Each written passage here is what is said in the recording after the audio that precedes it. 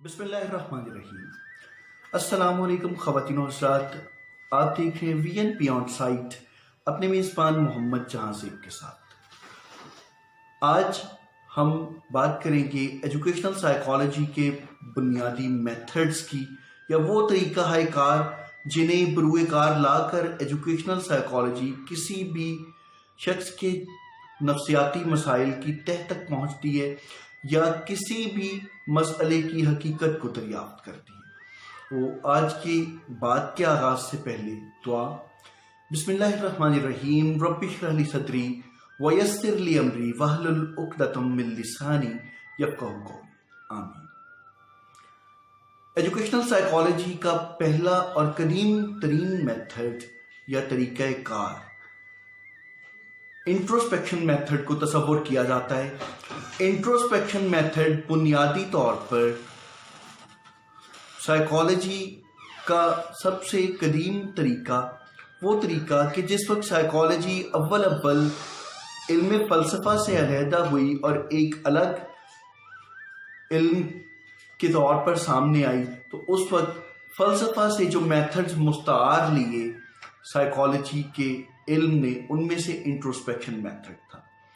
बुनियादी तौर पर साइकोलॉजी के स्ट्रक्चरल स्कूल ऑफ थॉट से ताल्लुक़ रखने वाले दो जो बुनियादी एक्सपर्ट्स थे, फिलोसोफर थे, रिसर्चर्स थे, उन्होंने इंट्रोस्पेक्शन मेथड को इंट्रोड्यूस करवाया। इनमें से पहला शख्स विलियम वॉन्ड था। William Wundt structural school of thought in psychology का बानी तस्वुर किया समझा जाता है। तो अब जनाब बात हम कर रहे थे इंट्रोस्पेक्शन मेथड की। इंट्रोस्पेक्शन मेथड वॉन्ड ने और टिश्नर ने मुतारिफ करवाया। इंट्रोस्पेक्शन ये दो अल्फाज का मजमूआ है। इंट्रो से मुराद अंदर और स्पेक्शन से मुराद देखना, झांकना। इंट्रोस्पेक्शन का मीनिंग दुरूबीनी, यानी अंदर झांकना, अपने अंदर झांकना, खुद में गौर करना। तो बुनियादी तौर पर इंट्रोस्पेक्शन मेथड वही है जिसे हकीमुल उम्मत अल्लामा इकबाल रहमतुल्लाह अलैह ने फरमाया था कि अपने मन में डूब कर पाजा सुराग़े जिंदगी। इंट्रोस्पेक्शन खुद एहतिसाबी का नाम है, खुद में गौर करना।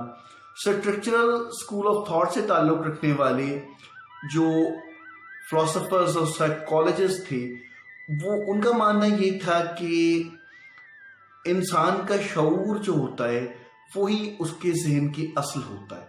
शऊर के पर्दे पर जो कुछ चल रहा होता है वही उसकी असल स्टेट ऑफ माइंड होती है।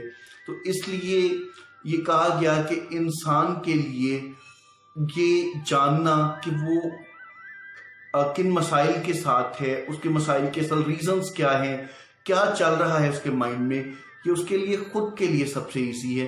तो ये इंट्रोस्पेक्शन का एक मेथड जो है वो मुतारिफ करवाया गया। इंट्रोस्पेक्शन मेथड को अगर मिसाल के जरिए समझने की कोशिश की जाए तो बहुत खूबसूरत मिसालें जो हैं वो जहन में उभरती हैं। कहा जाता है कि एक शख्स किसी टेलीफोन बूथ से, किसी पब्लिक कॉल ऑफिस से किसी जगह पे फ़ोन कर रहा था और वो किसी से ये दरख्वास्त कर रहा था कि मुझे मुलाजिमत दे दी जाए, मैं मुलाजिमत के अहल भी हूँ और मुलाजिमत का मुस्तहिक भी हूँ, इसलिए मुझे बराह करम आप अपने यहाँ नौकरी पर रख लें। तो बार बार की गुजारिश से, बार बार की रिक्वेस्ट से भी जब दूसरी जानिब से इनकार किया गया तो उसने रिसीवर रख दिया। उसके पास एक शख्स मौजूद था जो देख रहा था कि ये शख्स फ़ोन पे बार बार रिक्वेस्ट कर रहा है कि मुझे मुलाजिमत पर रख लिया जाए, शायद कोई ज़रूरतमंद है। तो वो पास खड़े शख्स ने ये कहा कि आप मेरे पास तशरीफ़ लाइए, मैं आपको अपनी कंपनी में, अपने कारखाने में एक माकूल मुलाजमत के लिए मुंतखब करता हूँ। फ़ोन करने वाले शख्स ने ये कहकर उसे हैरान कर दिया कि भैया मुझे किसी मुलाजमत की ज़रूरत नहीं। दूसरे शख्स ने पूछा कि अभी तो आप मुलाजमत के लिए बार बार उनको रिक्वेस्ट कर रहे थे, गुजारिश कर रहे थे। उसने कहा कि मैं असल में अपने मालिक को कॉल कर रहा था और एक अजनबी के तौर पे मैं मुलाजमत का खासगार होके ये जानना चाह रहा था कि मेरा मालिक मेरी कारकर्दगी से किस हद तक मुतमईन है। यानी अपने बारे में गौर करने का ये भी एक अंदाज है। इसी तरह एक दिलचस्प मिसाल ये भी है कि किसी कारखाने ने, किसी फैक्ट्री ने एक मर्तबा नोटिस बोर्ड पे ये आवेज़ा किया कि वो शख्स दुनिया से चला गया, आज तो वो शख्स का इंतकाल हो गया कि जो कारखाने के तमाम तर मुलाजमीन की तरक्की की राह में हाइल था। तो दोपहर को 11 बजे तमाम तर मुलाजमीन, तमाम तर कारकुन बड़े कमरे में जमा हो जाएं और हॉल में उस शख्स का आखिरी दीदार कर लें।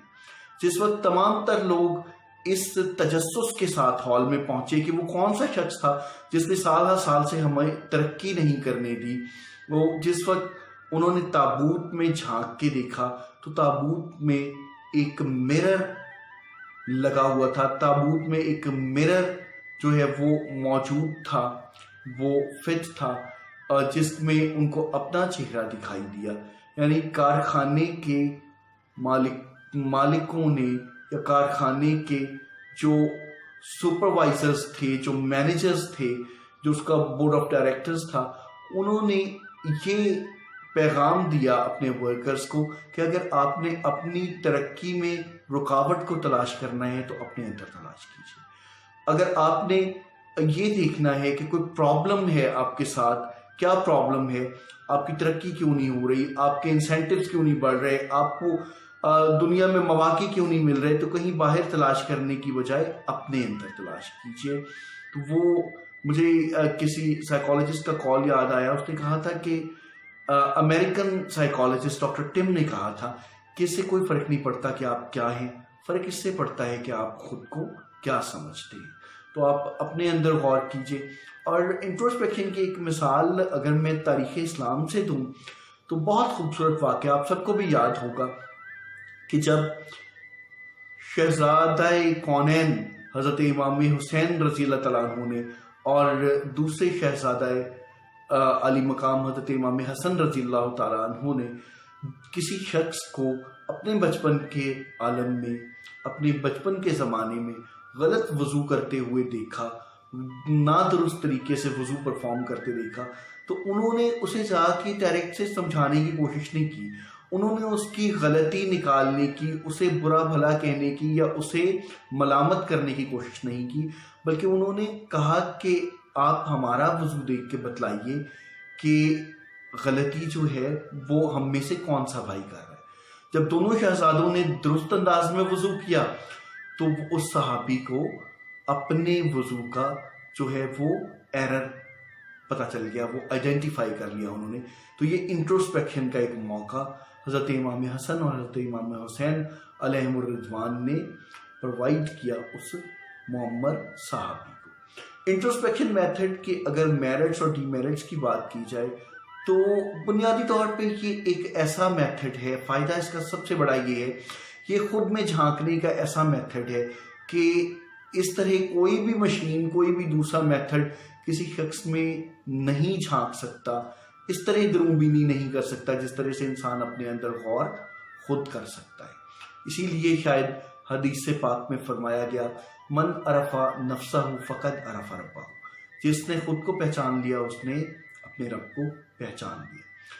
और इंट्रोस्पेक्शन मेथड का जो डीमेरिट है बुनियादी तौर पे वो ये है कि ये इक्विपमेंट लेस है, इसमें कोई इक्विपमेंट यूज नहीं होते, इसके जो रिजल्ट्स हैं उनको जर्नलाइज नहीं किया जा सकता, बल्कि बहुत से हालात में वेरीफाई भी नहीं किया जा सकता। आसान है और कहीं भी इसको अप्लाई किया जा सकता है, लेकिन इसके रिजल्ट्स की ऑथेंटिसिटी के बारे में कुछ भी वसूख से नहीं कहा जा सकता।